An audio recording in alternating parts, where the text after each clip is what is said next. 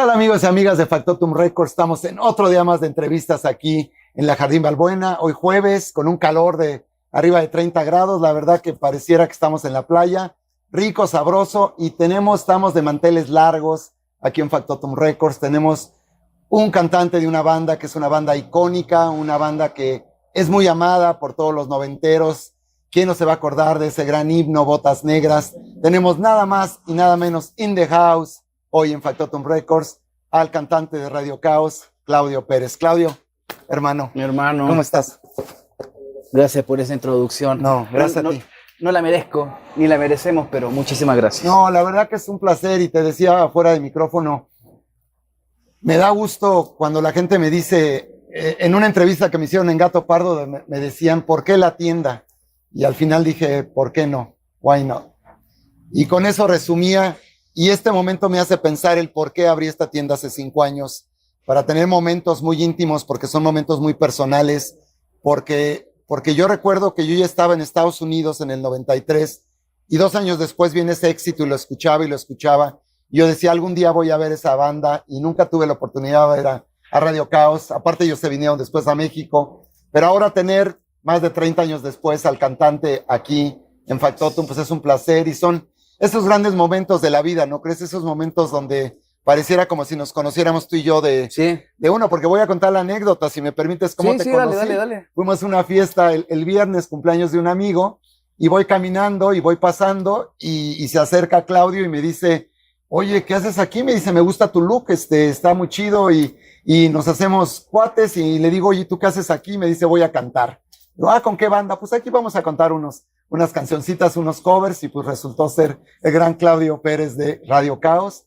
Pero cuéntanos, hermano, primero que nada, gracias por estar aquí.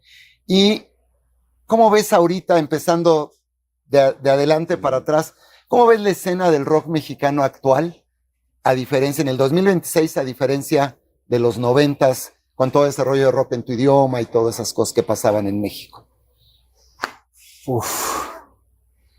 Bueno, antes que nada, muchas gracias por invitarme, mi hermano. No, gracias a ti.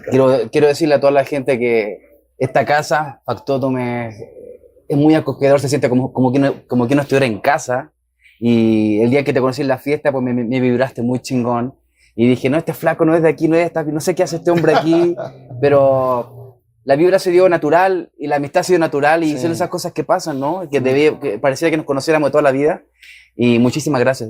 No, gracias. Conversando con este flaco me doy cuenta que es una enciclopedia del rock and roll, y tiene muchas historias, y algún día tendré que yo entrevistarte a ti, viejo, porque la neta ya tienes tantas cosas que contar que ojalá las compartas conmigo también en esta entrevista, porque yo no tengo mucho que contar.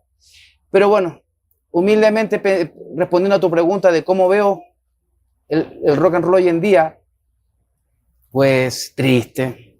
Triste la escena. Triste la escena, porque ya no se le está dando atención a los mensajes importantes que daba el rock and roll antes. La música de hoy día es muy superficial y no tocan temas realmente que motiven a la gente a pensar más, a cuestionar más, a amar más. Ahora todo es muy superficial, valga la redundancia. Se le da mucha énfasis a los seguidores, al materialismo, capitalismo, al capitalismo, y al rock se le dejó de lado porque era muy contestatario. El rock era el que ponía a la gente a saltar, a revolucionarse y a cuestionar las cosas. Y ya lo dijo el vocalista de Smashing Pumpkins, y otros cantantes más de rock han dicho que lo mataron al rock a propósito, porque ciertas élites mundiales que manejan el teje-maneje de la sociedad no quieren que el ser humano cuestione más lo que sucede. Quieren gente que haga caso, que cuando digan rana salten, y no quieren gente que piense. Borregos contra la absoluta. Borregos total. Entonces, ¿qué hacemos? A través de la música vamos a tener borregos. Ahora, tú ves la música de hoy en día, la última banda que yo vi que fue mainstream con un mensaje importante fue Muse, por ejemplo. Pero desde el 2000 hasta hoy, Rage Against the Machine ya no está. Y todas las otras bandas de esa época que tocaban metal y que tocaban pesado, pues tienen su nicho, ¿no? Tienen su nicho de gente, la gente los sigue. pero ya no es como antes. Ya no es como. Entonces, así veo la escena. Entonces, hoy en día veo que todos repiten a todos quieren parecerse a lo que suena de moda, y las bandas realmente que traen una propuesta original con mensajes que son fenomenales, y que me ha tocado ver aquí en México, varias, en distintos lugares donde he ido en la República, me he topado con bandas que dices, wow, si ustedes hubieran estado en los 90s, Claro. estarían firmados ahora, y serían parte del mainstream, pero no, porque ahorita lo más importante es el reggaetón. No quiero criticarlo, ese reggaetón, ¿cómo se dice la música norteña? Corridos tumbados. Corridos tumbados. Toda esa cultura que no es sana, le están metiendo todo el varo posible. Exacto. Esa es la realidad, güey. Sí. Y fíjate, es curioso porque tú ahorita vamos a contar un poquito de tu infancia y de tu historia, porque tú eres, bueno, chileno, y tu papá, bueno, tienes que irte y emigrar a Los Ángeles por una situación ahí que al rato contarás, pero llegas a un Los Ángeles y ese Los Ángeles te despertó, fue como una nueva vida para ti, un Los Ángeles totalmente que no sabías lo que te iba a esperar, y llegaste y dijiste, porque tú tenías un pasado un poquito católico, un poquito bíblico, por así decirlo. Ojalá hubiera sido católico, pero no lo fue. Pero todo pasa por algo. Todo pasa por algo. Y yo llego, por ejemplo, en el 93 a Estados Unidos, y lo platicábamos también, Claudio, que viene el grunge, que era un movimiento que necesitaba el rock en esos momentos en el mundo. Bandas como Pearl Jam, ¿no? Como Audioslave, como Jane's Addiction, todas esas bandas que le dieron esa nueva vida y ese nuevo camino al rock. Fue también, creo yo, lo que te nutrió a ti cuando llegaste a Los Ángeles y te diste cuenta de esa nueva música para ti. Fíjate que siempre he escuchado de todo. Ajá. De todo, o sea, Depeche Mode, The Cure, Michael Jackson, Tears for Fears. O sea, mi escuela más fuerte fue los 80s. O sea, la cantidad de bandas de los 80s a mí me lavó el coco, o sea, fue increíble. Cuando llego a Los Ángeles me encuentro con el rap. Escuchaba mucho rap, me fascinaba. Que como con un par de percusiones, güey, que se repetían todo el tiempo, con unos sonidos por aquí y por acá, nuestros hermanos afroamericanos lograban poner toda esa poesía encima de esos ritmos. Y dice, qué alucinante, o sea, estos tipos van más adelante. Ajá. Es una locura. Y escuchaba mucho eso. Beastie Boys, me encantaba Beastie Boys. Y así, muchas otras bandas, pero en la vena yo traía el rock, porque de niño escuchaba mucho los Beatles, John Lennon. Entonces, ¿qué pasó? Yo ya traía eso. Uh-huh. Y no fue ni Nirvana ni Pearl Jam los que me volaron la cabeza, fue Alice in Chains. Alice in Chains. Un día estaba ahí en tu ex humilde casa, que vivía allá en el Gabacho, en Los Ángeles. Un día estaba afuera de la casa lavando el coche y de repente veo un jeep que dobló en la esquina y venían unas güeras. La típica imagen californiana. Las güeras ahí, sí, cabello largo, y los rockeros en el jeep acá. Y venían escuchando rock. Y de repente se van acercando a la casa y termina la canción que venían oyendo y ponen Men in the Box. Cuando escucho los primeros riffs de Men in the Box, dije, no, o sea... Esa banda es para mí. ¿Qué es esto? Sí. Porque no lo había escuchado, güey. Ya había escuchado todo, Guns N' Roses y todo para atrás. Pero cuando escucho eso dije, ¿esto qué es, güey? Esto es oscuro, güey. Esto es otro rollo. Averigüé qué canción era y ahí me di cuenta que pertenecía a un movimiento que se llama grunge.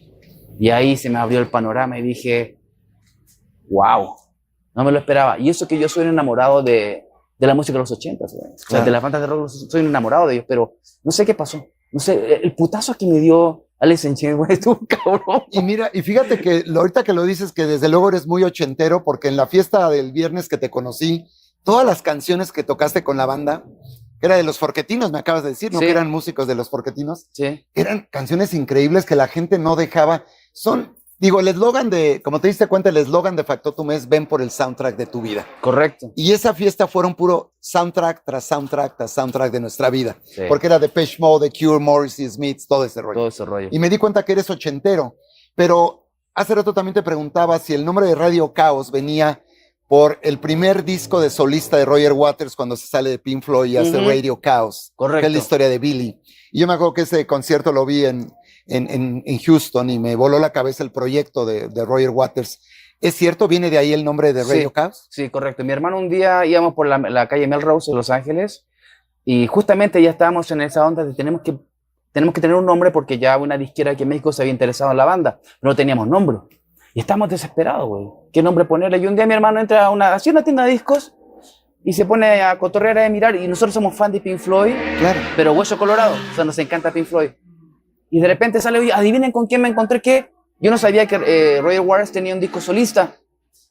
¿Y cómo se llama el disco? Se llama Radio Chaos. Y ¡ping! De ahí viene. Radio Chaos, güey. Éramos fan de Pink Floyd, se llama Radio Chaos, el nombre es simple, nos cayó como anillo al dedo. Y le hizo honra el nombre a la banda después, güey. Pero bueno. Oye, ¿y en qué momento tú, tu hermano, tú y otros dos chicos, Julián y Tito. Julián y Tito, deciden hacer Radio Chaos? Cuéntanos cómo fue esos primeros ensayos y ya el primer toquín oficial como Radio Chaos. Bueno, mi hermano y yo empezamos con la idea de, ¿por qué no hacemos una banda? Trabajamos en otras cosas.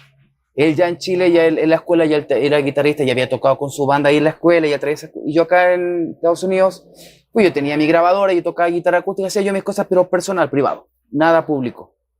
Y cuando él llega, después de yo estar 2 años allá en Estados Unidos, cotorreando ahí, oye, ¿por qué no hacemos una banda? Pues yo tenía allá en Chile una banda, y ya, ¿qué hagamos la banda? ¿Y qué hacemos? Pues yo toco la guitarra y yo canto y escribo canciones, ¿qué hagámoslo? Y ahí entonces empezamos a buscar a otro amigo chileno que tocaba la guitarra, se llamaba Carlos, que nos llevaba como 20 años de diferencia, y un par de gringos que conocimos no sé dónde, güey. Y nuestro primer toquín fue en UCLA, en una cafetería de UCLA. ¿Del campus de la universidad? De la universidad, un amigo nos dijo, oye, ¿sabes qué? De los mismos gringos, creo, no me acuerdo bien, pero la cosa es que, oye, aquí pueden ir bandas a tocar gratis al café de UCLA. Ahí van todos los estudiantes y ustedes pueden tocar, güey. ¡Ah, qué chingón, güey! Vas a tocar. No fue de la... ¿Cuánta gente fue? Estaba lleno, güey. Eran como, bueno, lleno, era un lugar como para 20 personas, 30, era una cafetería. Okay. Pero tenía su escenario y tenía su buen sonido, entonces daban chance a las bandas y nosotros estábamos felices, güey. Oh, UCLA, vas a tocar nuestro primer toquín. No, güey, creo que la segunda canción ya no había nada. ¿A qué sonaban? ¿Qué influencia tenías? O sea, ¿o eran las primeras canciones de lo que fue después Radio Chaos o eran cosas diferentes? No, eran cosas diferentes. Estábamos recién experimentando y no tenía ni pie ni cabeza. Okay. Nomás nos quisimos aventar por nuestros... Dije, chingue su madre. Como ¿Hoy tú cantaste desde un principio? Desde un principio. Dije, chingue su madre, vamos a cantar, güey. A ver cómo se la vamos a experimentar. De esto se trata el rock, ¿no? Claro. Vamos a ver qué pedo, güey. Vamos a foguearnos. Y si la regamos, la regamos. Y si la regamos, güey. O sea, al final tocamos 3 canciones y ya tuvimos que guardar las cosas e irnos, güey. Oye, Claudio, ¿y qué frontman en tu mente? Digo, porque siempre hay esa como que imagen de decir, pues no sé, digo, a mí si hubiera sido yo cantante, hijo, pues Roger Daltrey, ¿no? O Jimmy Page, ¿no? ¿Tú en quién tenías en mente ser un frontman como quién es? Tenía una mezcla, güey. ¿Pero una mezcla entre quién? Tenía una mezcla de Jim Morrison. Claro. Graham de Depeche Mode. Ajá. El güey de The Cure. Ajá. John Lennon, güey. O sea, tenía una mezcla de varios, güey. En realidad, okay. No, me daba igual, güey. O sea, okay. yo dije, me gustan todos y ahí tendré que encontrar yo mi onda. Oye, ¿y cuándo fue ya cuando empiezan como Radio Chaos y cuándo viene lo de grabar el primer disco? Bueno, después de ese gran show en el UCLA, güey, decidimos hacer algunos cambios. Y mi papá nos ayudó porque mi papá me dijo, ¿saben qué? Yo veo la banda y creo que necesitan otro tipo de músicos, más profesionales, que a ustedes los empujen a ser más profesionales todavía. Están muy amateur y están muy hippie, güey, y fuman mota todo el día, güey, creo que por ahí no es. Entonces, un día con mi papá fuimos nos acompañó a un bar. Y ahí conocimos al bajista, nos habían dicho, oye, ¿saben qué? Hay un bajista muy chingón que se llama Julián y que está tocando en tal lugar y vayan a verlo porque empezamos a preguntar entre los amigos latinos si conocían de gente. Y ahí vimos a Julián tocando con una banda y lo vimos y, güey, este es el güey. Y justamente con Julián hablamos el otro día por teléfono de ese encuentro. Ajá. Que me dijo, cuando tú te me acercaste, Claudio, y me comentaste lo que querías hacer, me hablaste un minuto nomás y algo en ti me dijo que sí, que te siguiera, güey. Qué egocentrista, güey. Y me dijo, porque sí me lo dijo así, güey, me lo dijo, te vi a los ojos y te escuché lo que tenías en mente llegar lo más lejos posible con la música, con el rock, y querías estar armando una banda con tu hermano, y no tuvimos que mostrarle ni música ni nada, güey. El güey dijo, órale va, cuando empezamos a ensayar. Y ahí, gracias a Julián, conocimos en sus amistades a gente que nos llevó a conocer al guitarrista Tito después, y al que fue nuestro manager, que fue el que nos consiguió el contrato con EMI Music en menos de un año, sin haber picado piedra. Tocábamos covers en Los Ángeles, tocamos cover como por 6 meses. Íbamos a los bares de los latinos de Los Ángeles y tocábamos rock en español, y tocábamos también Nirvana, Pearl Jam, tocábamos ese rollo. Y fíjate qué curioso, los latinos allá no querían escuchar grunge con nosotros, querían escuchar rock en español. Y nosotros, no, pero nosotros nos gustan chingos, Stone Temple Pilots, queremos Nirvana, queremos esto. Y les valía madre, los latinos estaban así mirándonos. Y cuando tocamos, por ejemplo, Soda y cosas, sí, todos felices. Y ahí dijimos, estamos pendejeando. Oye, eso es importante lo que dices de la banda latina de LA. Por ejemplo, ya estaba Soda en su apogeo, ya estaban los Caifanes. Enanitos Verdes, todo eso, ¿no? Hasta Miguel Mateo, si tú quieres, todos ellos. Todos. Y ustedes nunca les dio por emular eso y decir, vamos a cantar siempre en español y hacer todo esto más que en inglés. Pues no, al principio, es que fue muy curioso porque al principio no teníamos pensado en hacer nada original. Estábamos tocando covers y no se nos cruzó por la cabeza hasta que este manager que te digo, con el cual estoy muy agradecido, un día dijo, oye, ¿usted no tiene música? Nos dio tocar, ¿no tiene música original? No. ¿Y por qué, güey? No nos nace. Me dijo, ¿sabes que yo vendo programas pilotos de televisión a canales aquí en Estados Unidos, latinos, y tengo que ir a México? Y fíjate que de casualidad tengo que ir a una compañía de discos, a llevar unos proyectos que tienen que ver con esto que estoy haciendo. Y voy a ver a los meros meros. Y la banda se ve muy bien, güey. O sea, se ven bien, cantas bien, tocan muy bien. Intenten, háganse unos demos, güey. Y yo me voy como, no me acuerdo si en 3 semanas o un mes. Ya no recuerdo bien los tiempos, pero alguien me desmentirá alguna vez y lo agradecería, porque no quiero pasar de mentiroso ni de chorero. Que ya hicimos 4 canciones y regresó a las 2 semanas y dice, oye, güey, el güey es de EMI, le gustó la voz y le gustó la onda, güey. Entonces, que si le podemos mandar 30 canciones en un mes. 30 canciones. Entonces, y creo que te lo he dicho en muchas entrevistas, o sea, dije, chingue su madre, güey. ¿Sí tenían las 30 o las tuvieron que hacer? No las tuve que hacer yo, güey. Yo era el compositor de la banda. Y lo que hice fue agarrar mis churros. Ya no lo hago, güey, no lo hagan. Pero en esa época ya lo hacía. Me agarré mis churritos, una guitarra acústica, y cerca de la casa donde yo vivía ya había un parque, güey. Muy bonito. Entonces ahí dije, me voy a sentar en este tronco, voy a poner aquí mi grabadora con cassette en esa época, mis churros, mi agua, güey, y a tocar la guitarra y empecé. Yo no sabía de música, no sabía estructuras, no sabía de notas, no sabía nada, güey. Lo único que sabía era que yo estaba enamorado de muchas canciones que he escuchado toda mi vida y dije, a ver, ¿qué hago, güey? ¿Qué hago? Y me acuerdo que la primera canción que traje fue Botas Negras, porque me había acordado de mi amigo el argentino, que había quedado yo de hacer una canción. Entonces dije, voy a empezar por él, porque ahí tengo ya una historia. ¿Fue tu amigo argentino que fue a la Guerra de las Malvinas? Correcto. Okay. Entonces dije, ¿de qué voy a hablar? Y dije, bueno, necesito una historia. Y dije, ahí está mi primera historia. Botas Negras, que es la vida de este güey, lo que me contó lo que pasó en la guerra y lo que yo viví en la dictadura. Pero ¿qué hago, güey? O sea, ¿qué hago con mi guitarra? Yo nomás sé tocar covers. Y lo primero que hice fue me acordé de una canción de Soda Stereo que se llama T para 3. Y dije, a ver, esta canción, güey, no tiene 2 notas, güey. A ver, voy a hacer una rola como Cerati de 2 notas contando una historia. Y así nació Botas Negras, güey. Y entonces cuando me di cuenta que podía componer, güey, dije, güey, dije, ya tengo Botas Negras. Y luego me acordé, a ver, voy por una segunda rola. Y luego mi hermano un día me dice, oye, ¿sabes que me enseñaron estas 2 notas? Me gustan estas 2 notas, esta progresión. Y me las tocó, esta y esta. Suena bonita. Está bien, me gustó. Te digo, no sabíamos de música, no sabía ni cómo se llamaba la nota esa, pero me gustaba cómo sonaba. Y lo que emulaba en mí. Entonces, pues está rin, rin. Y nace Ritual, güey. Ahora, ¿cómo nació Ritual? En esa época, para que veas, güey, yo agarré influencia de mucha gente. ¿Te acuerdas de este negrito Seal? Claro, Seal.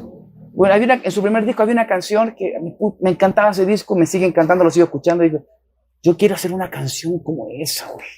que tenga ese bajeo, güey, que tenga esa cadencia, que tenga ese groove. Y entonces me acordé de las notas que me dijo mi hermano, esas 2 notas que me las mostró, que no sé quién se las enseñó. A ver, voy a hacer estas 2 notas para hacer y empecé. Y bendito sea Dios que yo le doy gracias a Dios por este talento. Pues no sé de dónde lo saqué. Y nace Ritual, güey. Y el bajista, Julián, yo le dije, Julián, yo quiero que suene esta canción como la de Seal con este bajeo. Entonces el güey dice, a ver, escuché la canción de Seal, se la puso a Ritual y terminamos haciendo Ritual, güey. Y así hice todo el disco, escuchando a ver, esta canción, quiero hacer una canción como esa. Ok, perfecto, va así, así, así. Y empecé a jugar con la guitarra, buscar notas y me tomó semanas. Pero llegar a los 30 días ya tenía como 24 canciones. Copiando cómo hicieron las canciones otra gente. Claro. Y así nació el disco. Pero fíjate, ahorita que lo mencionas, Claudio, qué importante, porque ahora pareciera, como siempre le hemos dicho, que la narrativa de las redes sociales ahora están buscando gente que tenga 1 millón de seguidores. Ah, tráetelo. Y lo hacemos que cante, ¿no? Porque ya tiene 1 millón de seguidores, ¿no?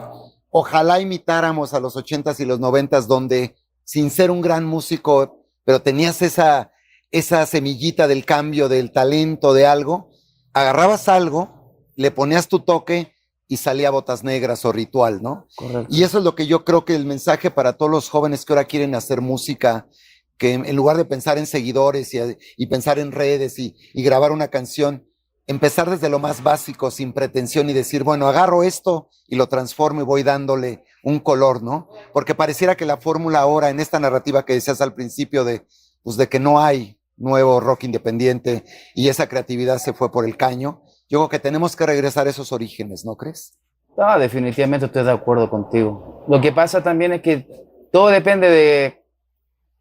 Es que está... Digo, porque la industria yo sé que ha cambiado, pero la originalidad o sea, tú agarras a un cuate como Jeff Buckley, por ejemplo, o alguien muy sencillo que tocaba y dices, esa es la grandeza, ¿no? De algo, tratar de hacer algo diferente, porque ahora pareciera que todo mundo en ese rollo o es corridos bélicos, corridos tumbados, reggaetón, o sea, no hay nada nuevo, y si tenemos que regresar a lo básico, quiero escuchar a un Bob Dylan, a un Frank Zappa, a un John Lennon, hay que hacerlo, ¿no crees, Claudio? Sí, pero yo soy ignorante mucho en este tema. Bueno, yo no tengo la bola mágica ni tampoco voy a meter el hilo negro, pero viendo cómo la ingeniería social que se está llevando a cabo ahorita sobre la humanidad, cómo están moldeando la mente de las generaciones nuevas, difícilmente yo veo que volvamos a eso que tú dices, porque ya los están condicionando. Por eso estamos como estamos, por eso se escucha la música que se escucha, por eso el mundo del entretenimiento hoy en día es un caos total, porque ya nos condicionaron. Entonces tú no le puedes decir a las nuevas generaciones de hoy en día que tienen 12 o 13 años, hey, miren cómo era antes, mira, les va a valer 3 cacahuates, viejo, porque ya están súper condicionados. Difícilmente los vas a sacar de ese adoctrinamiento en el que viven hoy en día. Por eso estas bandas del K-pop coreano, ¿quién entiende el coreano, güey? Pero en Chile de repente llenan estadios, viejo. ¿A qué se debe ese fenómeno? Porque, analizo la música, analizo la producción, las letras, wow, no, sí. No, güey. Están comprando un producto. Entonces nos transformaron en consumidores de productos y no nos entrenaron para apreciar el arte, sino para comprar basura, viejo. No digo que la música del K-pop sea una basura. Está muy bien hecha, muy bien producida. Sí, claro. Es una chingonería. Hay mucho dinero de por medio, pero es un producto. Es como ir a un McDonald's y comprarte una hamburguesa y mañana vas a McDonald's.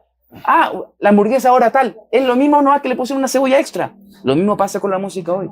Es la repetición de la repetición. Será tal vez, tienes razón en eso que dices, pero será yo con mi lado soñador, flaco, que yo, por ejemplo, cuando abrí Factotum y dije, ¿cómo en tiempos de pandemia abrimos una tienda que sea diferente? Porque lo mío no era una tienda de discos, lo mío es que fuera como un pequeño foro, que tocaran bandas, tener un canal, poder entrevistar. Y no sabes qué gusto me da que muchos chicos que vienen ahora me dicen, tú me hiciste la primera entrevista hace 5 años en mi vida. Tú me diste 2, 3 consejos que ahora que ya somos medio conocidos, los apliqué. Pero yo sabía, Claudio, que tenía que traer a bandas famosas primero para que me voltearan a ver. Claro. Entonces traje dinosaurios del rock para que te voltearan a ver. Correcto. Y de repente, pero lo mío era apoyar bandas independientes y por eso mi canal es muy variado, ¿no? Desde actores, actrices, directores de cine, músicos famosos, pero muchas bandas independientes, porque yo creo que estoy de acuerdo con lo que dices, pero mi lado soñador, creo que nosotros somos la resistencia de todo ese mainstream. Ahí voy, ahí es lo que quiero ir. Nuestra esperanza Ajá. radica en que no toda la juventud ni las nuevas generaciones van a caer en este juego maldito de ser consumidores a lo Estoy de pendejo. acuerdo. Hay un chingo de gente también. Ya hablo como mexicano, güey. Y hay un chingo de gente Ya también. eres chilango. Soy chilengo, güey. Chilengo. Papá. Pero hay un chingo de banda pensante que aprecia la música y que no ha perdido todavía esa humanidad. Y esa es la gente que viene aquí. Claro, claro. Y me he topado, por ejemplo, en la calle de repente veo chavitos con playeras de Nirvana, güey. Sí. Playeras de grunge. Bueno, los mexicanos, de The Cure. Entonces, eso clases son los papás. Sí, claro. Porque los niños que escuchan reggaetón no creo que sus papás sean Sí, groncheros, sí, sí, sí, sí. Pero bueno, Sí, sí, la manzana no cae lejos del árbol. Ahí está. Aquí te pongo un ejemplo. Aquí vienen niños, y lo ha visto mi querido productor, que le mandamos saludos, Dani Recamier, detrás de cámara. Dani, tú lo has visto. Llegan chicos de 13 años, 14, y me piden a Rafael, Camilo Sesto y José José. correcto. Y Emanuel. Y digo, wow, qué padre, ¿sabes? Sí. Que no me piden lo otro, pero como dices tú, seguramente el papá no escucha toda esa Correcto. basura, ¿no? Ahí está nuestra esperanza. Ese es Ujú. el nicho que todos los que somos de la vieja escuela depositamos nuestra fe y confianza. Y por ello hacemos más música. Sí. Y por eso nos estamos renovando. Y sí, no hay que perder la esperanza. Definitivamente va a pasar esto. Sí. El público de las nuevas generaciones, algunos van a ir tras la basura y otros van a ir sobre lo que es el verdadero Digo, a arte. veces hay unos golpes gachos de realidad. Por ejemplo, yo que soy amante de esto, de apoyar todos estos proyectos, cuando veo el primer Vive Latino del 99, que era apoyar a bandas iberoamericanas, latinoamericanas. Y ya lo que se ha convertido el Vive Latino me da un asco, me da rabia, porque digo, no está mal que las bandas viejas sigan tocando, pero ¿dónde están esos escenarios, flaco, para apoyar a las bandas independientes, como en su momento lo había Carpa Intolerante en el Vive Latino, Ya. donde tocaban bandas Claro, independientes? correcto. Porque como que hay que ir en el 2x1, ¿no? O sea, dos bandas viejas y una nueva, ¿no? Como que hay que ir en ese ratio de apoyar, pero pareciera que todo es, digo, con todo respeto, voy a un Vive Latino ahora y me encuentro a Mijares y a Paulina Rubio. y a Paulina Rubio, perdón, eso no es el origen de lo que fue el festival para mí, ¿no? Pero bueno, esta historia que acabas de contar de que te pidieron 30 canciones en 30 días va a inspirar a mucha gente porque es una historia inspiradora, Claudio. Y Porque lo fue para ti, para tu banda. O sea, tú no sabías que eras capaz de, por ejemplo, de hacer eso ni idea. y crear un pinche himno como Botas Negras que se convirtió. Y ahora háblame, la siguiente pregunta es, graban con Emi, viene el pegue de Botas Negras y me dices, no pega en Los Ángeles, pega acá en México. Ujú. ¿Se vienen a vivir acá en México? Sí. ¿Y cómo es Radio Caos en México y Botas Negras? Pues fue toda una aventura. Pero fue otra experiencia chingona de mi vida, güey. Y para todos, porque tuvimos que dejar el mundo que habíamos construido en Estados Unidos, en Los Ángeles, y dejar trabajo, dejar todo, vivienda, todo, y para decir, vamos a apostar todo para venir acá y hacer una gran carrera. Entonces, ¿Qué pasa? este, O sea, el ser rockstar, porque era como que de repente nadie te conocía en Los Ángeles y aquí ya vienes y ya no eres telonero, ya abres un festival o ya tocas Sí. en antros, ¿no? correcto, empezamos a picar piedra, Picar piedra. a tocar en antros, en el Jarro Café de Acapulco, el Jarro Café de aquí. Teníamos que igual tocar covers. ¿Llegaste a tocar en Rockstock ahí en Reforma? Sí, claro. ¿Rocotitlán? Ahí en Rockstock nos conoció Alfredo Martel. Ok. Y ahí, bueno, luego veremos esa parte. Pero sí, tuvimos que picar piedra, mi hermano. Aunque tuviéramos disquera y estuviéramos en todos los spots publicitarios y todo el apoyo de una gran disquera, que fue fabuloso, obviamente, teníamos que picar piedra igual, porque una cosa es vender un producto y la otra cosa es que la gente te lo acepte. Claro. Pero Botas Negras fue eso. Fue el parteaguas del que dijo, la gente se enamoró de esa canción, Sí, sí. lo tomó como un himno, y muy agradecido con todos por eso, y porque nunca nos imaginamos que... O sea, no veníamos con expectativas de nada. Veníamos con esa espíritu de aventura. Chingue su madre, vamos a ver qué pasa, güey. Total, ¿qué vamos a perder? Tenemos 20 y tantos años, tenemos una disquera detrás, estamos chavos, rock and roll, nos ponen todo sobre la mesa. Vamos, güey, ¿hacia qué? Vamos a hacerlo. Pero la fama, las drogas, los excesos, las ciertas amistades, la inmadurez, sobre todo la inmadurez, todo eso, todo ese caos empezó a infectar a Radio Caos, los integrantes, porque no teníamos un papá o un tío o un abuelo que nos dijera, véngase para acá, mijito, véngase para acá. No tener un manager que les dijera... No pudo. Hizo todo lo posible, pero también es que, mira, entre mis hermanos de Radio Caos, todos tenemos una percepción sobre lo que pasó con el management. Yo ahorita, a la edad que tengo y por las experiencias que he vivido, yo ya no puedo asegurar que todo es como sucedió. Estamos drogados todo el tiempo y alcoholizados. Uno dice que hubo malversación de dinero y que un asistente del manager abrió la boca y dijo que él lo vio por sus propios ojos, que la disquera se robaba bien. Pasaron muchas cosas. Pero para saber realmente qué fue y qué no fue, en este momento yo no podría poner la mano al fuego porque me puedo quemar. Yo lo único que sé es que nosotros tuvimos la culpa de no prestar atención del negocio que teníamos entre manos. No le tomamos la seriedad, güey. Pero mira, cuando eres joven, digo, porque eran jóvenes y con fama y con excesos, no voy a decir el nombre de alguien, pero mi querido productor lo sabe muy bien, un famoso músico ochentero y noventero me dijo, Memo, si yo te hubiera conocido hace 40 años, tú hubieras sido mi manager y yo estuviera ahorita en Londres tocando con otros. Porque yo sí creo que el manager, yo no sé, yo los hubiera amarrado hasta encadenado, cabrón, o sea, los hubiera dejado en cuarentena, pero yo hubiera hecho, y ahí ya viene un aspecto también ya medio, pues sí, más personal de decir la amistad, el cariño, de decir yo te cuido porque al final te tengo que cuidar, ¿sabes? Yo no culpo a mi hermano, el manager. No lo puedo culpar porque todos cometemos errores, güey. O sea, ¿qué le puedo decir a él? Ay, por tu culpa, cabrón, ¿por qué no? No. Y yo sé que eso es lo que pudo. Oye, pero sí hicieron dinero, o sea, ¿sí llegaron a tener hasta dinero o ni siquiera vieron el dinero? No, lo vimos así. Pasamos hambre, pasamos penurias, éramos muy famosos, pero no teníamos ni uno. ¿Por qué? Porque no le prestamos, cuando decidimos prestar la atención y decir, oye, hay que enfocarnos en esto, ya la banda era ingobernable. Cosa que ahí fue cuando yo decidí tomarme unas vacaciones, porque te lo juro, tuve una crisis y esto lo digo en todas las entrevistas. Hubo un momento en que yo llegaba de shows donde éramos famosos y la gente, sí, etcétera, pero yo llegaba ahí a tu casa, a tu mansión, perdón. Llegaba a tu humilde casa en Cuernavaca que nos puso la disquera, pero una vez yo llegué ahí y me tiré a la cama a llorar, con un vacío interno tan cabrón, que mi ex me dijo, ¿qué te pasa, güey? No me llena nada, güey. No me llena nada de esto. Pensé que iba a encontrar la felicidad con todo esto que me está pasando y estoy tan vacío, más vacío que antes cuando trabajaba de mojado en Estados Unidos, a veces sin tener que comer y recogiendo latas de los basureros y viendo de dónde sacar dinero para comer. Me sentía más vivo ahí que ahora aquí con todo esto.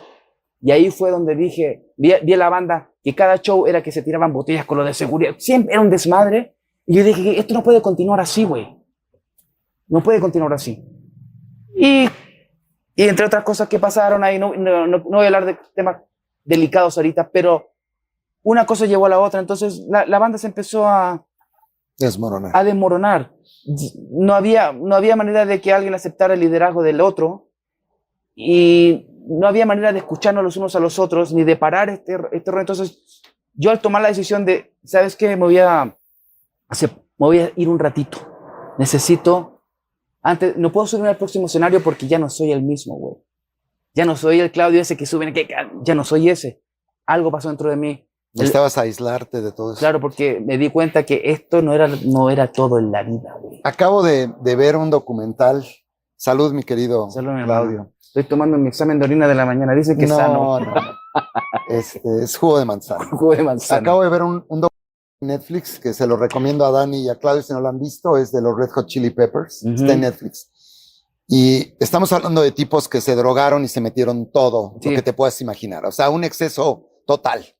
Y llega un momento que es un milagro que no se haya muerto Flea y el cantante Anthony Kiedis. Y sin embargo se muere el que no era tan drogado y que fue el guitarrista que empezó a llevar la batuta y que era el músico de la banda, y al final él muere de un pasón. Pero el mensaje que quiero dar aquí es decirlo, y siempre cuando me lo preguntan jóvenes, siempre hay que tener un lado espiritual o religioso o algo que es un apego en algo. Tienes que creer en algo para salir de algo que es muy turbio y que es muy fuerte. Tienes que creer de verdaderamente en algo. Llámale fe, el que es católico lo va a creer que en Dios, si crees en Buda, si crees eres testigo de Jehová o Mahoma, pero yo creo que yo lo he visto así en lo personal en mi vida. En los momentos más difíciles me he apegado a esa religiosidad, espiritualidad para salir adelante. Estoy de acuerdo contigo. Mira, sin tocar temas religiosos,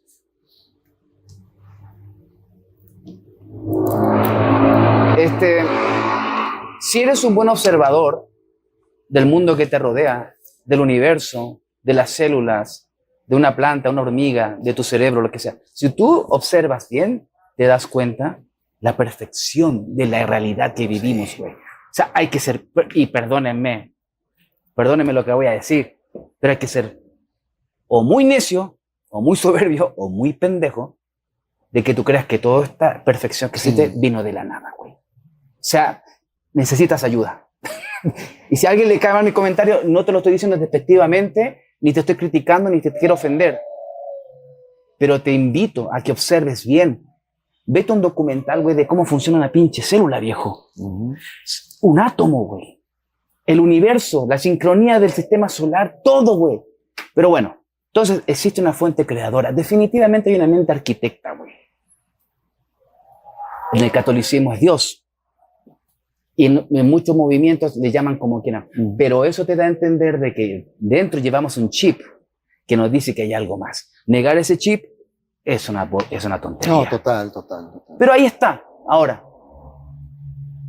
eso que tú dices es básico. Y a mí me ayudó a que mi mamá, como me crió en esa secta protestante, al menos tenía yo una base, que después la abandoné porque me cayeron hasta aquí los testigos de Jehová. Dije, no, esta gente está enferma, güey.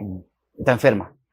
No son malas personas, pero como están llevando la religiosidad, es un fanatismo. Es un fanatismo enfermo. Sí. Pero al menos yo me quedé con esa semillita de Dios, el amor, Jesús, etc. Eso fue lo que me ayudó a mí a no caer en el abismo cuando dije voy a salirme de Radio Caos un par de semanas, voy a ir de vacaciones, voy a regresar a ver con la mente abierta, a ver si ya regresando tengo clara la película. Y me armé de huevos también, porque no tenía yo en ese momento la madurez ni los huevos para decir, ya cabrones, se me sientan todos aquí y vamos a trabajar así, y vamos a contratar a alguien que nos maneje, güey, basta de chingaderas. Yo no era ese Claudio. Ahora sí lo soy, después de muchos años. Pero en esa época, si yo hubiera sido como soy ahora, Radio Caos seguiría. Pero yo no tenía la valentía ni los huevos para poder ponerlos a todos en orden. ¿Por qué? Porque así son las cosas.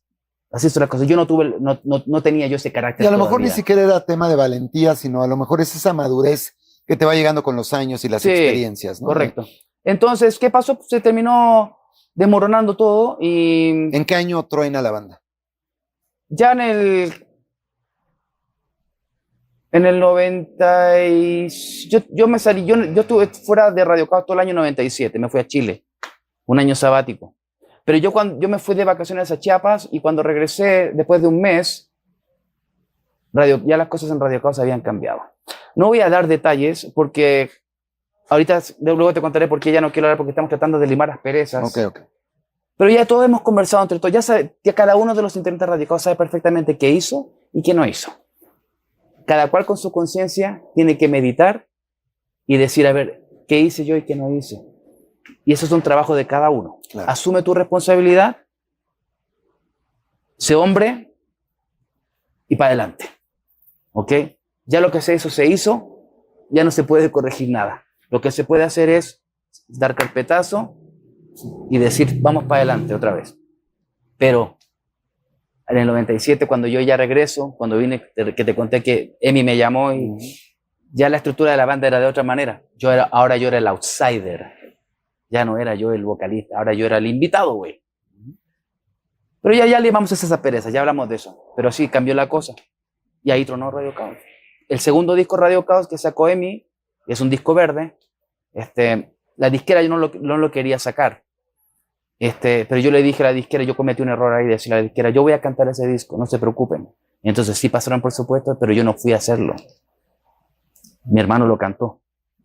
Porque yo les había dicho a ellos, flaco, este disco no está a la altura del Botas Negras, güey. Olvídense de estas canciones, que la mayoría eran mis canciones, que yo las tenía en demos, pero las decidieron usar sin mi permiso. Y yo les dije, carnales, este disco no está bueno. Esto es para más adelante. Hay que hacer un disco más chingón que el Botas Negras. Y para eso hay que encerrarnos a ensayar y a tocar otra vez. Pero ya no había esa comunión, esa química. Entonces se hizo como ellos querían. No los juzgo ni los critico. En este momento yo hablo con ellos y he tocado con ellos varias veces. Estamos en armonía, está chingón ahorita el pedo. Esto que te comento ya lo platicamos. Claro. Ya está sanado, güey. Pero te estoy contando lo que nos pasó en ese Claro, época. claro. Y después de ese disco, pasaron años, no pasó nada, la disquera se enojó, yo no estaba, nos mandaron a la chingada, güey. Y en el año 2004 hicimos el último disco como Radio Caos con una disquera independiente que se llamó Afuera en el Azul, Out in the Blue, ¿cómo se llama en inglés? Eran CDs, no eran vinilos, ¿verdad? Eran CDs, sí. Y Ojalá ahí, hubiera vinilos de Botas Negras. ya veremos, Ya veremos. ya veremos. Y ese fue el último disco que hicimos en el 2004, estuvo Julián, mi hermano y yo, del cual salieron un par de temas buenísimos. Bueno, uno dice que su música es la mejor del mundo, güey. Pero bueno, yo le escribí ahí una canción a mi esposa, que para mí es una maravilla, me encantó. Y ese fue el último disco, y ahí ya oficialmente fue el último intento, porque todavía había excesos en la banda, güey. Hubo un ensayo en que los excesos estaban ahí sobre la mesa, y No aprendieron la lección. y yo dije, y yo en ese momento yo había ya comenzado mi camino espiritual. Entonces, para mí era muy difícil tener todo servido y yo poder continuar un camino en donde ya no quiero estas cosas porque me cuesta un chingo, güey, decirle que no. ¿Sí o no? Me cuesta un chingo. Entonces, ahí fue, 2004. Ahí fue tu ruptura, dices adiós. Ya, no, ahí Radio Caos ya se disolvió. Okay. Bajita se fue a Los Ángeles. Yo ya dije, ya no puedo seguir así. Y es mi hermano el que se queda ahí como, bueno, se fueron todos. Y un día me dice, oye, voy a registrar el nombre Radio Caos porque no está registrado y hay que cuidarlo. Y yo en ese momento decía, bro, go for it. Go for it. Haz lo que quieras, hermano. Pero esto es un dolor de cabeza para todos y es difícil trabajar, güey. Uh-huh. Es difícil que trabajemos y trabajemos todos juntos porque creo que no nos estamos poniendo de acuerdo y esto es muy destructivo y enferma el alma, güey. Sobre todo eso, güey, y tú lo sabes. La vibra, güey. Si estás trabajando en un ambiente donde la vibra es... Muy difícil. Es difícil. No se puede hacer magia musical, güey. No se puede. Si a veces teniendo todo que crees under control, a veces no salen las cosas. Uh-huh. Oye, Claudio, este disco de Botas Negras, si tú pudieras, looking back, cambiarle algo, ¿le cambiarías algo a ese primer disco o lo dejas tal cual? Sí, pondría una quebradita. Nah. No, sí. porque a mí me parece, el otro día lo estaba escuchando, hace 3 noches, y me parece un discazo. Te lo agradezco. Que tiene unos toques, porque puedes notar esa influencia hasta medio grunge, influencia hasta medio progresiva, más fresona, medio pop, sí. Más un poquito de todo, y Botas Negras, que hace rato uno de mis amigos te preguntaba, el productor de Teleurban, Antonio Cano, te hizo una pregunta de Botas Negras, ¿no? Sí. Y yo creo que la magia de esa canción, como pasa con los himnos del mundo, le decían a Bono con With or Without You, ¿no? Y que si era una canción de amor, y él dijo, pues yo la concebí como una canción de desamor, no de amor, ¿me explico? Uh-huh. Y eso creo que es como cuando el escritor hace un libro, ya no depende de él, se sale de sus manos y tú le das la interpretación que tú quieras darle a veces, ¿no? Uh-huh. Y creo que esa canción de Botas Negras tiene muchas aristas que le puedes dar, ¿no? Sí.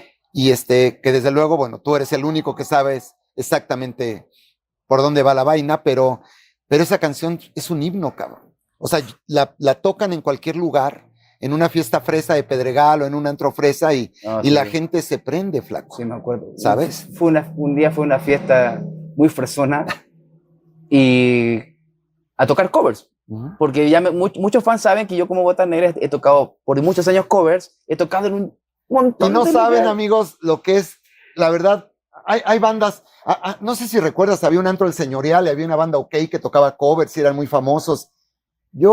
Este maestro canta en inglés exquisito, tiene una voz súper fuerte. Entonces, escuchar Es como Morrissey, escuchar Morrissey, por sí, ejemplo. escuchar a Depeche Mode, a The Cure, a Morrissey, a los Smiths, a tantas cosas que uno dice, aparte tu amor ochentero, porque tú le pones el alma en las canciones. Sí, es que me porque tú encanta. creciste con esas rolas. Correcto. Entonces, no se pierdan. Por ahí no las tienes en algún lugar, esas canciones grabadas para que la gente las pudiera escuchar. No, ¿No hay una lista en algún lado? no, no, todo es en vivo ahí. Hijo. Qué lástima, porque están buenísimas. Fíjate que volviendo a si yo cambiaría algo del disco Botas Negras, no, güey, porque yo llego a los ensayos con las canciones en la guitarra acústica. Entonces, Julián, que me ayudó mucho a los arreglos, y le digo, Julián, esta es la canción, aquí está el rollo, y todo era en acústico, ya era el coro, la estrofa, la letra, ya estaba listo, y había que hacernos sonar. ¿Cómo lo hacemos sonar esto? ¿Qué nos gusta? Nos gusta Pearl Jam, güey. Bueno, clavémonos en hacerlo sonar grunge. Ajá. Y si no hubieran estado ellos, si no hubiera estado David, Julián, Tito, Ronnie, ese disco no sería lo que es, porque si no sería un disco de mis canciones con guitarra acústica. Eso sería el disco de Botas Negras, pero ellos le dieron esos arreglos, el sonido, ¿ok? Todos trabajamos en los solos, muchos solos yo los dictaba, oye, me gustaría que el solo fuera así, y me involucré mucho en los arreglos de la música, pero ellos les dieron mucho toque, y Julián, como bajista, tenía mucha experiencia, su papá era músico, también bajista, entonces creo que, si bien recuerdo, y aprendió mucho su papá, y Julián tiene una experiencia musical increíble, una riqueza musical, y él le ayudó a hacer muchos de los arreglos, entonces no cambiaría nada, güey, así era, Sí. y tenía que quedar así. Sí le hubiera subido un poco el power de las guitarras, un poquito más, pero la disquera no quiso. Dije, queremos que sea no tan grunge, güey. Exacto. Bajemos Quieren algo más para aquí público mexicano. operón, sí, sí. Y se fue una pelea esa porque, bueno, mames, no está sonando como quisiéramos. Pero el productor, que era un chileno, nos dijo, güey, la disquera me está pidiendo chingue que le baje las guitarras y bueno, ya, güey. Y él dijo, ¿sabes qué? No te preocupes, confíen en mí, en el trabajo que hice. Creo que el disco está muy bien así, güey. Y ya, güey. Y así salió, güey. Qué chingón. Oye, pues para terminar, pero no se olviden, va a terminar esta entrevista, pero ahorita tenemos un podcast para Spotify, Factotum Sessions con él. Ahí vamos a hablar de todo lo que no se dijo en esta entrevista. Ahí sí, suéltala sin hueso, Claudio, es duro y a la cabeza. Ahí sí le tiras a tu hermano. No, no es cierto. No. Está padre. Pero a mí me da mucho gusto tenerte, Claudio, porque eres un ejemplo de la esencia raw, ¿no? Esa esencia cruda, esa esencia de cómo nacen las bandas y cómo se hacen los proyectos y los discos. Y me da mucho gusto que lo hayas compartido con nuestros amigos. Y me gustaría terminar preguntándote preguntas básicas de tus 3 discos favoritos en la historia del rock, si tienes 3 discos o 3 artistas que influyeron en tu vida. Ok. Se me vino a la cabeza de volada The Wall de Pink Floyd. Pink Floyd. Sería para mí el primero. Ahora, ese disco fue en el 79. Sí. ¿Tú qué edad tenías en el 79? 12 años. 10 años. 10 años. Yo tenía 10 años. Yo nací en el 68, tú naciste que en el 70, ¿no? Por ahí. Te llevo 2 años más o menos, ¿no? Sin comentarios. 5. Ya estamos veteranos. No, a lo que voy es que ese disco de Pink Floyd, hay gente que le pegó. Te hice ruido, ¿no? No en el 79, sino te pega un poco tiempo después ya con la película y con cosas, ¿no? Porque hay discos que no te pegan en ese año que sale el disco, te pegan a lo mejor a la mitad de los 80s que ya eres más grande. Ahí fue cuando lo escuché. No lo escuché en el 79. Exactamente. Lo escuché después. Ya después te pegó de adolescente y dijiste, wow. Sí. Listo, dije, de aquí soy. Luego me pegó el primer disco de Los Prisioneros de Chile. La Voz de los 80. Puf. Fue un disparo en la cabeza. ¿Se te hace una de las mejores bandas de Chile, Los Prisioneros? Hay varias. ¿Los 3? Está La Ley, está Los 3, Los Bunkers, está Los Prisioneros. Y hay muchas bandas de Chile que influyeron en mí, pero esa fue la primera banda de rock que en medio de una dictadura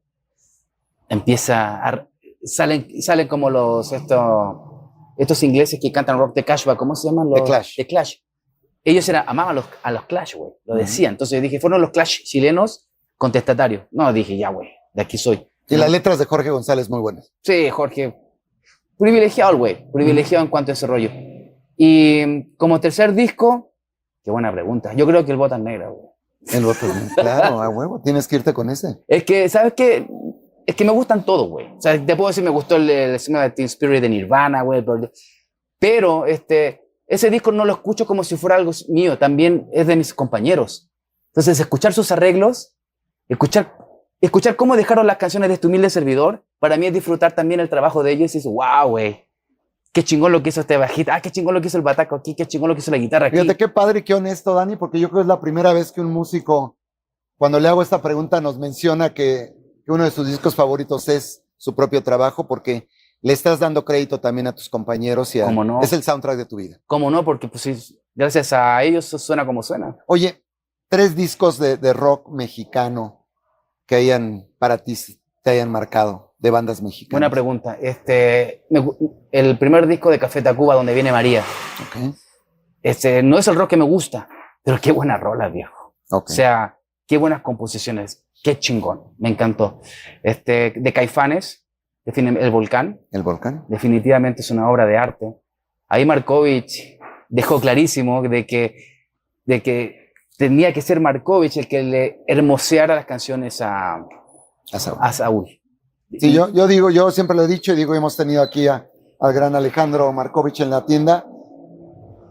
Desde El Diablito, El Nervio del Volcán y El Silencio, esos 3 discos que participó Markovich, le dio el toque de guitarra, era las letras de Saúl y la inspiración de Saúl, pero la música y esta identidad era de un genio como Markovich. Correcto, definitivamente. Entonces ya vamos en 2 discos.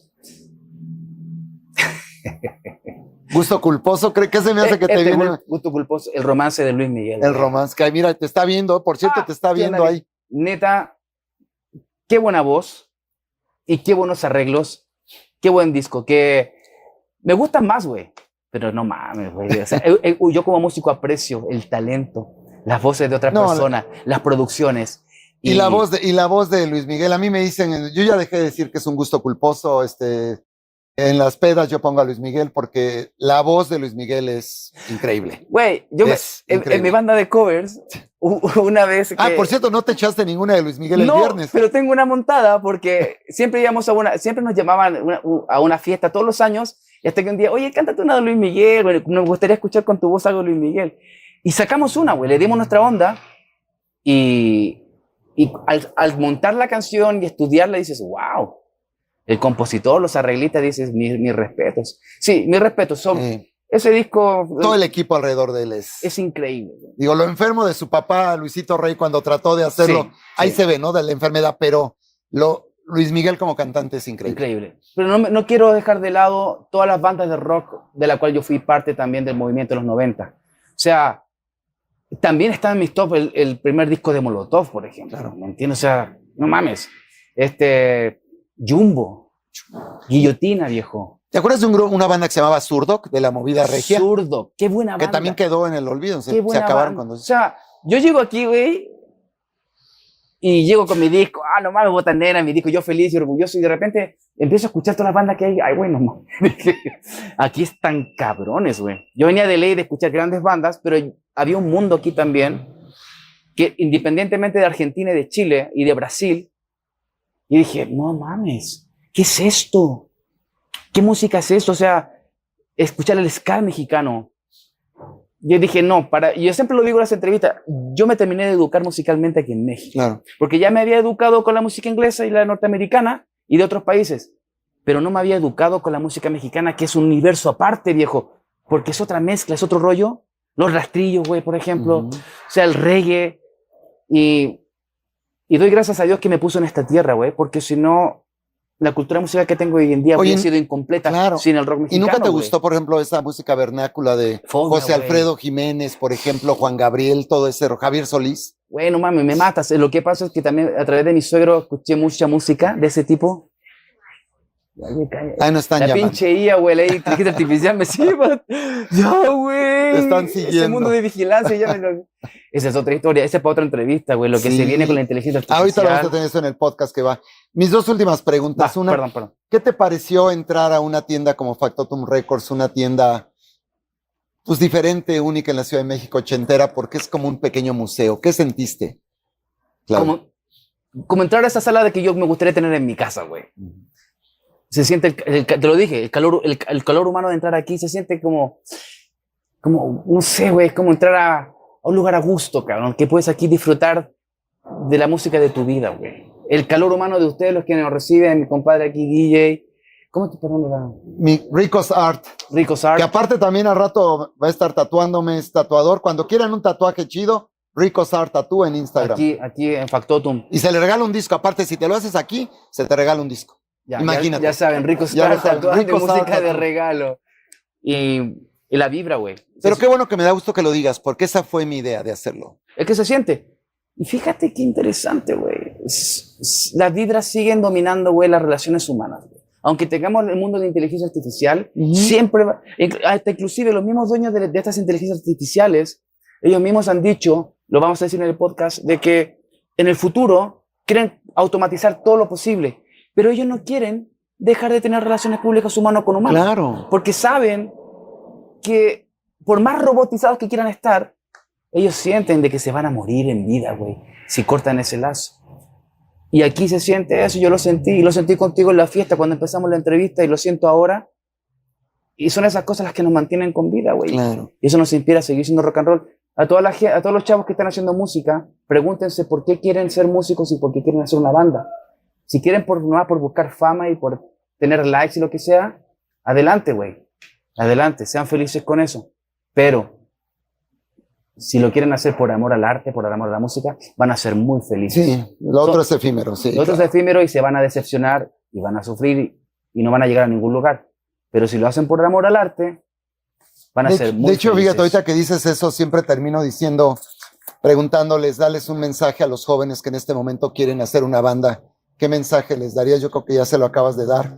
Y cuando a mí me decían, oye, Memo, no estás loco en pandemia abrir una tienda, ¿quién va a comprar vinilos? Y yo siempre pensé que, por ejemplo, ves esta joya que dice 14 éxitos italianos en español. Y ves gente como Ricky Poveri, Fiordaliso, Albano, Romina Power, Pupo, Carlos Pérez, el de las manos, ¿te acuerdas? El de las manos quietas, ¿te acuerdas? Y yo siempre he pensado que con eso de la inteligencia artificial y aún con la música, Dani, que tenemos en Spotify, primero no es tuya, la pagas mensualmente o la pagas. Segundo, el día que se acabe esa puta nube de inteligencia artificial, toda tu música se fue al caño. Y esto, queridos amigos, se lo podrás dar a tu hijo, a tu nieto, a tu sobrino. Esto es un arte objeto, esto es para colgar. De hecho, cuando vienen a la tienda, no sabes si voltear a ver los anaqueles de discos o voltear a ver las paredes, porque está llena de recuerdos y de muchas cosas, ¿no? Desde Cepillín hasta YouTube, el Joshua Tree, Frank Purcell y Topollillo. Entonces, yo creo que eso es lo importante, de regresar a nuestras bases. Yo creo que ese es mi lado soñador, de decir, ¿sabes qué? Sí se puede. Sí podemos poner nuestro granito de arena, porque no todo es reggaetón y no todo es Bad Bunny, ¿no? Y hay muchas cosas que podemos cambiar. Correcto. Y no por querer cambiar, sino, y no decir que mi verdad es mejor que tu verdad. Mi padre, en paz descanse, mi héroe. Sí, mi sí lo de es, la mi vida, verdad mejor que la tuya, güey. me decía mi papá, existe mi verdad, tu verdad y la verdad. Entonces, en ese deambular en la vida siempre el respeto ante todo y dejar que cada quien, que fluyan las cosas, Sí. que fluyan, y porque al final no tomar tanto las cosas tan en serio, Claudio. Yo ya a mi edad ya he aprendido a que ya no me puedo clavar tanto y decir, lo dejo ir, ¿sabes? Que si hay algo tóxico es como quitártelo y es sumar y no restar y a veces menos es más. Y esta tienda creo que tiene esa chispa, por eso le invitamos a la gente que venga. Y recuerden que aquí encuentran soundtracks de su vida. Y me quiero despedir diciéndote algo a nivel personal.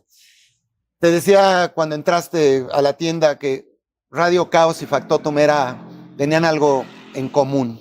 Yo que es esa lucha, esos años, ese trajinar, ese peregrinar. Tú viviste muchos años fuera, primero de Chile, Los Ángeles, México, y ha sido... a veces somos como esos judíos errantes, ¿no? Somos esos parias que estamos buscando, sí. Y yo también viví más de 20 años fuera. Y ahora que tienes tu familia, tu esposa, todo tu núcleo, y volteas a ver lo que has hecho, qué afortunados somos, ¿no, querido amigo? Uf. Qué afortunados somos. Sí. Quiero darte las gracias, primero porque me dejaste conocerte a nivel personal. Tu comentario cuando me conociste en la fiesta, no lo voy a olvidar porque creo que a veces sí necesitas ese partner, ese compañero que te diga, oye, ¿sabes qué, cabrón? Se te ve bien el pelo, cabrón. Se te ve bien tu playera de Factotum, ¿no? Necesitamos a veces esa vibra. Correcto. Honesta, sensible, ¿no? Y yo que viene por ahí de dónde venimos, ¿no? De los caminos que venimos. Sí. Te quiero agradecer, mi querido Claudio Pérez, esta es tu casa. Ahorita vamos a tener un podcast que vas a decir mucho más que en esta entrevista. Y síganos, amigos, recuerden, Claudio Pérez es un excelente persona, volvemos a decirlo, como decía el gran Oscar Wilde, amo al artista y odio a la persona. Aquí amamos al artista y a la persona porque esta persona es mejor que el cantante de Botas Negras de Radio Caos. Síganos, ya somos más en el canal de YouTube, seguimos creciendo. Con entrevistas como esta queremos, la verdad, contagiar al mundo de que sí se pueden cambiar las cosas con amor y desde adentro. Gracias, mi querido Claudio, de nuevo. Gracias, mi querido Rico Sart. Gracias, mi querido Dani Recamier, de producer. Recuerden, como siempre lo decimos, ustedes escogen el guión de su vida, pero más importante, escogen a los personajes. Vengan a Factotum Records por el soundtrack de su vida. Chao.